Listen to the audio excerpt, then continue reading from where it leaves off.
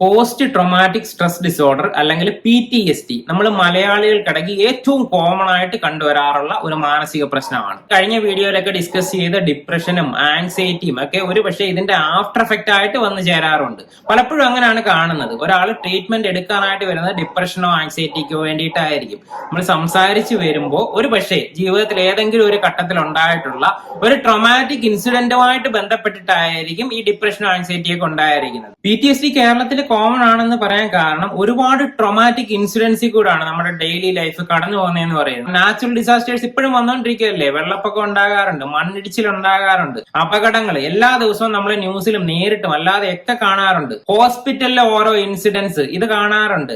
Domestic violence, പീഡനങ്ങൾ അനുഭവിച്ചുകൊണ്ടിരിക്കുന്ന ഒരുപാട് പേര് നമുക്ക് ചുറ്റുമില്ലേ. അതെല്ലാം ട്രോമാറ്റിക് ഇൻസിഡന്റ് ആയിട്ട് തന്നെയാണ് മാറാറുള്ളത് എന്ന് പറയുന്നത്. നമ്മൾ ഒരുപാട് സ്നേഹിക്കുന്നവരുടെ വേർപാട്, ചിലപ്പോൾ അവർ മരിച്ചു പോകാം, ചിലപ്പോൾ അവർ മിസ്സിംഗ് ആകാം, അല്ലെങ്കിൽ നമ്മൾ ഇട്ടിട്ട് പോകാം. ചൈൽഡ്ഹുഡ് ട്രോമ നമ്മൾ മലയാളികൾക്കിടയ്ക്ക് വളരെ കോമൺ ആയിട്ട് കണ്ടുവരാറുള്ളതാണ്. ചൈൽഡ്ഹുഡ് ട്രോമ എന്ന് പറയുന്നത് എപ്പോഴും ഒരു റേപ്പോ അല്ലെങ്കിൽ അപകടമോ ഒക്കെ ആകണമെന്ന് യാതൊരു നിർബന്ധവും ഇല്ല. ഇമോഷണൽ ആയിട്ടുള്ള ട്രോമയെ കൂടാണ് ഡെയിലി ലൈഫ് കുട്ടികളെ കടന്നു പോയിക്കൊണ്ടിരിക്കുന്നത്. എഡ്യൂക്കേഷൻ സിസ്റ്റം തന്നെ അങ്ങനെയല്ല ഡിസൈൻ ചെയ്ത് വെച്ചേക്കുന്നത്. ഒരുപാട് സ്ട്രെസ്സും പ്രഷറും ഒക്കെ ആണ്. അവരിലേക്ക് അടിച്ചേൽപ്പിക്കുന്ന പല കാര്യങ്ങളും ഫ്യൂച്ചറിൽ ഒരു ട്രോമാറ്റിക് ഇൻസിഡന്റ് പോലെ തന്നെ കിടക്കുകയും അവരുടെ ജീവിതത്തിനെ അഫക്ട് ചെയ്യുകയൊക്കെ ചെയ്യാറുണ്ട്. ഒന്നുമല്ലാതെ സൊസൈറ്റിയിൽ നിന്ന് ഒരുപാട് പ്രഷർ നമുക്ക് കിട്ടുന്നുണ്ട്. പലപ്പോഴും പല സിറ്റുവേഷനിലും നമ്മൾ സ്റ്റക്കായി പോകാറില്ലേ.